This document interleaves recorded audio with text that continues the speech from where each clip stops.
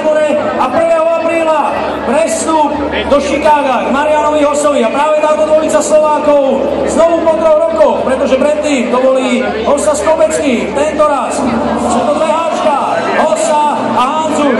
A Michal Hanzuš ide pomedzi vás všetkých. Vidíte pohár, aj keby zľavku nevidujeme. Má zranenú ruku, zranenú nohu, ale srdce na správnom mieste. Jeho srdce patrí Banskej Bystrici a v nej je dnes Stanley Cup!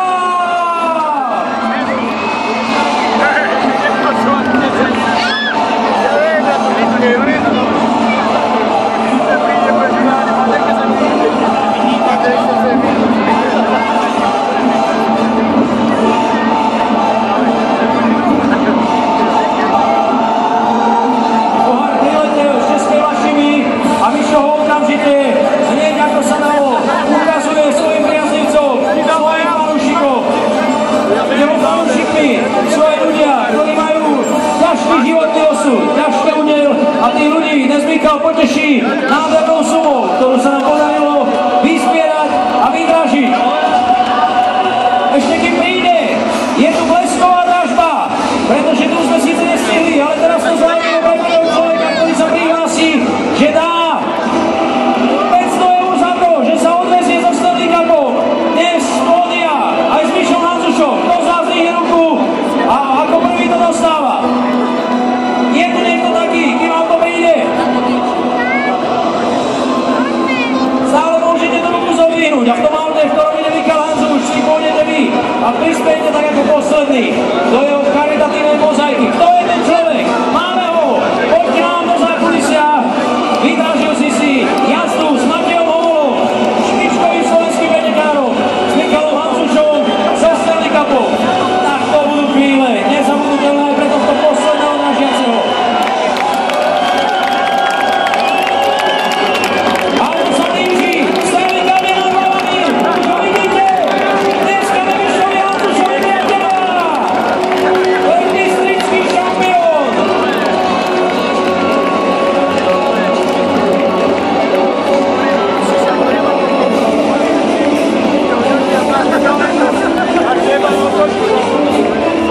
Pre tieto chvíle sa hrá hokej, pre tieto chvíle sú tu roky driny, roky odriekania, roky seba zabierania, aby raz, možno takto tesne pred koncom kariéry, prišla neuveriteľná chvíľa. Michal Hanzuš, ale ako som povedal, bude bojovať ďalej, chce ísť na olympijské hry do Soči, chce hrať NHL a chce znova takto potešiť Bystričanov. Dnes sa mu to podarilo. Michal, ďakujeme!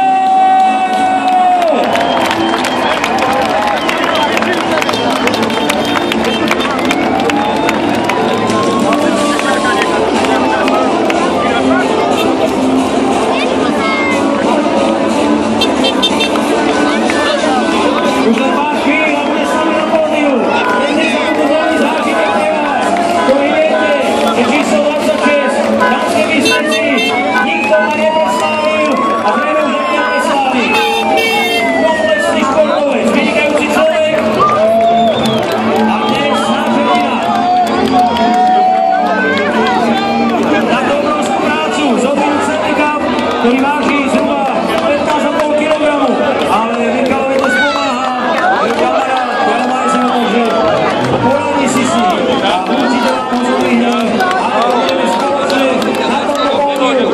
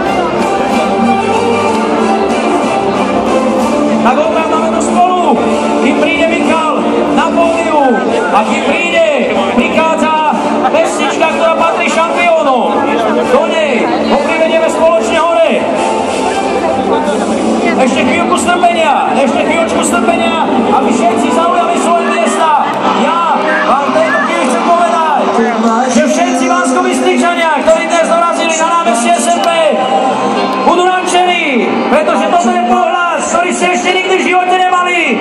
A my sme za ňo ohromným spôsobom vďační. Číslo 26 patrilo Chicago mužovi, ktoré obmiluje nielen Bystrica, ale celé Slovensko. A číslo 26 v tejto chvíli prichádza na pódium. Víťaz Stanley Cupu, Viktor!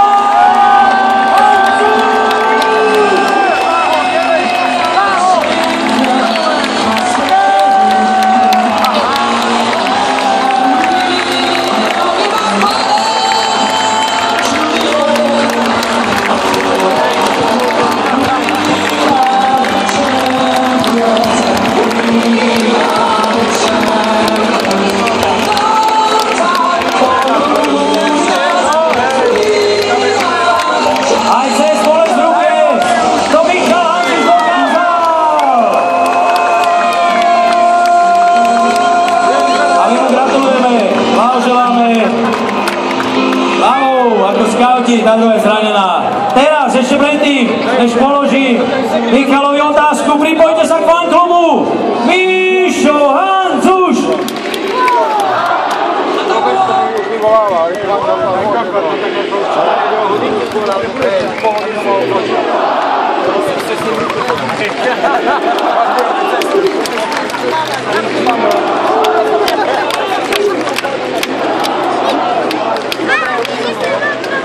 A kto nekričí Míšo Hancuš, mohol by skúsiť to druhé. Ďakujeme!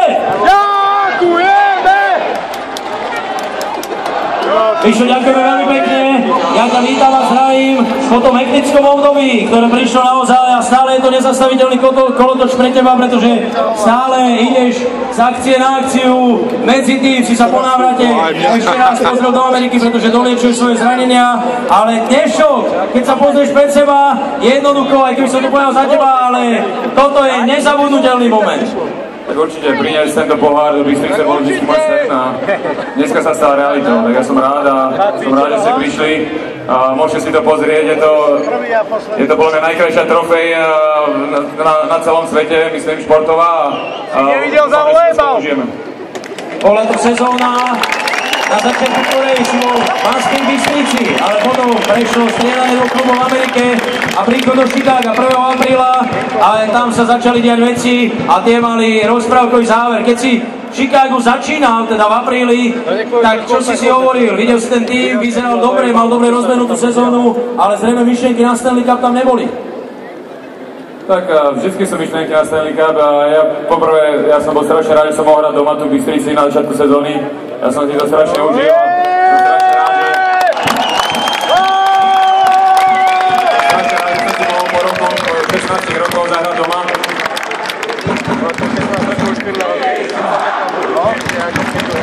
Míšo Hancuš! Míšo Hancuš! Ďakujem. A keď som išiel do Chicaga, tak vedel som, že je to výborné mužstvo, ale vyhrať Stanley Cup je strašne ťažké a nie je to len o jednom výbornom mužstve. Venál je strašne veľa dobrých mužstiev, ktoré majú šancu vyhrať a treba mať všetky tie okolnosti, hrať pre to mužstvo, či už zdravie, či už šťastie a samozrejme, aby malo formu. Takže nakoniec sa to podarilo, Stanley Cup je Bystrici a ja som šťastne rád. A radi sú aj tisíce divákov, ktoré dorazili dnes na SFP do Banskej Bystrice. Otázka ďalšia by sa mohla týkať. Dobre, to vám si pochytal. Ďakujeme!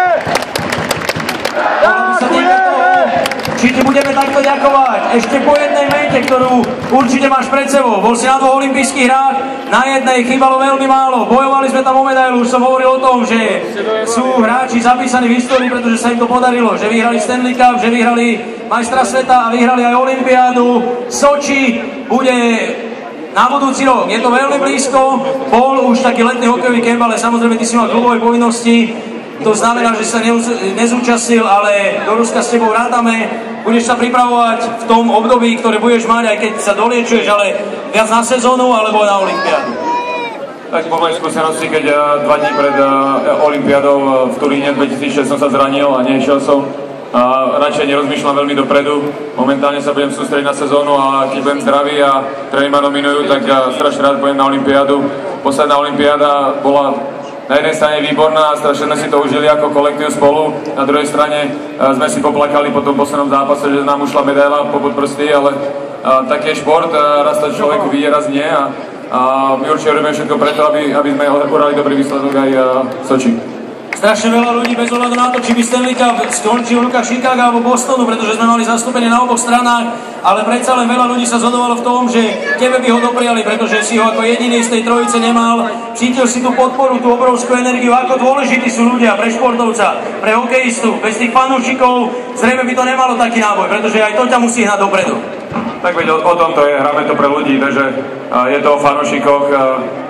Samozrejme je to aj naše živobytie, nebudeme si klamať, ale keď máme fanúšikov za našim chrbtom, tak aj hráme lepšie, aj nás to viacej baví a proste je to také ako divadlo, dá sa povedať. Snažíme sa zabaviť ľudí, aby boli čo najspokojnejší, takisto ako teraz sme tu, dúfam, že budete najspokojnejší, že je to aj pohár a že sa zabavíte a určite tá podpora bola veľmi veľká, ja som to cítil, bola to pozitívna energia, ktorá prišla do Chicaga a myslím, že aj čas toho nám pomohlo, že sme vyhrali, aj keď samozrejme si myslím, že veľa ľudí držalo aj Zdenovi palce a Zdeno je výborný hokejista a určite si zaslúžili hrať aj druhýkrát, ale ja som rád, že sme vyhrali my samozrejme.